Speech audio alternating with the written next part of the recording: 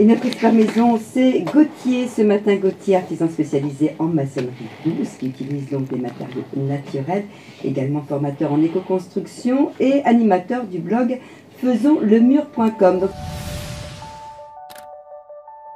ça marche bien votre affaire ce matin, Gauthier. On a plein d'appels. Nous avons Dominique qui nous appelle de Paul. Bonjour Dominique. Bonjour. Alors allez-y, posez votre question. Vous avez un problème d'humidité. Vous êtes sur haut-parleur, Dominique? Comment? Vous êtes sur haut-parleur? Non, pas du tout. Ah bon, c'est parce que j'entends un petit écho. Bon, allez-y, on vous écoute, Dominique. Donc moi j'ai hérité d'une maison très très vieille, je ne sais pas exactement l'âge, et donc dans cette maison j'ai une pièce qui est humide, et bon j'ai mis de la chose sur les murs, justement j'ai fait je sais pas si c'est un badigeon ou un enduit pour, disons, pour protéger le mur plutôt que de la peinture ou autre chose. Et donc le mur est humide parce qu'en bas la couleur est plus foncée. Et je voulais savoir s'il y avait quelque chose à faire. Donc ça fait maintenant 2 ans, au moins 2 ou 3 ans que j'ai fait ça. Et voilà, il y a toujours la différence de couleur, quoi. Donc je ne sais pas, est-ce que c'est parce que ça va pas partir parce que le mur était humide à l'origine, ou est-ce que justement la couleur devrait redevenir unie si le mur avait séché? Gauthier. Oui, alors du coup, le fait que vous voyez les auréoles, c'est signe qu'il y a encore de l'humidité. Donc en soi, c'est une bonne nouvelle parce que vous savez que l'humidité est là, vous pouvez la voir. Maintenant, ce qu'il faudrait, c'est réussir à trouver la source de cette humidité. Et une fois, et c'est pas facile, hein, mais une fois que vous aurez découvert d'où peut venir cette humidité, d'où est-ce que le mur est en train de pomper l'humidité, ça peut résoudre le problème. C'est quelle pièce en particulier? Est-ce que c'est un mur qui donne sur l'extérieur? Alors le problème c'est que donc, la route passe tout juste derrière ma maison et elle est plus haute, elle est plus haute que le sol de la pièce. Donc moi déjà et sous la fenêtre donc qui est sur la route, il y a déjà cette bande. Après il y en a sur un autre mur perpendiculaire, mais donc déjà je me demandais moi s'il n'y aurait pas des fuites, disons si l'étanchéité au niveau du mur quand ils ont refait la route n'était pas suffisante et du coup ça passe depuis la route. J'ai aussi un autre problème, c'est qu'au niveau du sol, c'est pareil, ça remonte entre les joints du carrelage, quoi. Ouais. Donc je ne sais pas si c'est dû uniquement, ça serait dû uniquement à la route ou est-ce que ça passe aussi, ça vient d'ailleurs, quoi, je ne sais pas.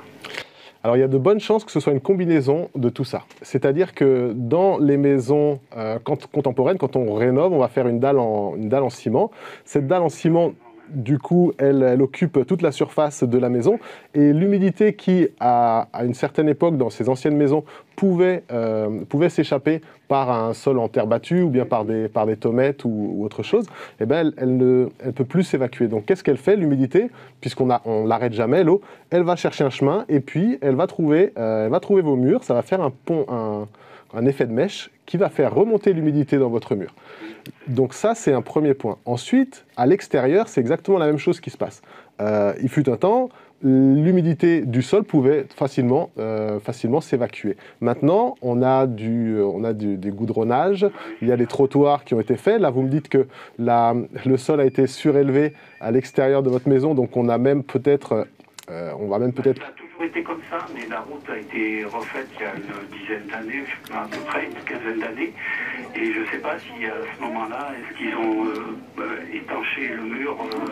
Moi, à cette époque-là, mon père habitait là-bas et j'ai pas trop suivi les travaux. Ben oui, parce que ce qui se passe, c'est que l'humidité qui vient de votre mur, si ça se trouve, il y a déjà l'humidité qui vient du ciel, donc la pluie, les rejaillissements, quand il y a des voitures qui passent, peut-être que ça éclabousse, donc là, il y a de l'humidité qui vient de l'extérieur, et puis il y a de l'humidité qui vient de l'intérieur du sol.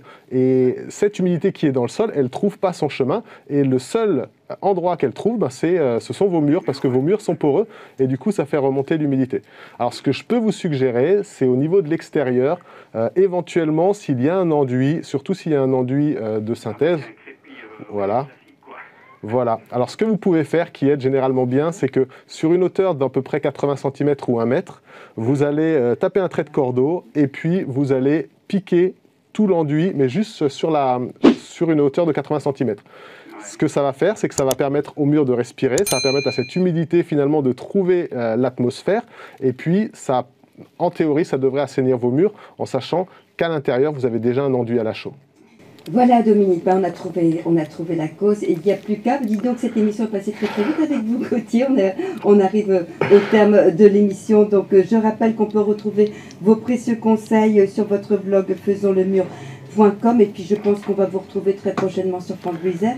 On n'a pas encore eu le temps de parler de la terre crue, mais ce sera une prochaine fois Gauthier. Eh bien, ce sera avec plaisir. Merci beaucoup, passez un bon samedi et puis dans quelques instants, nouvelle émission.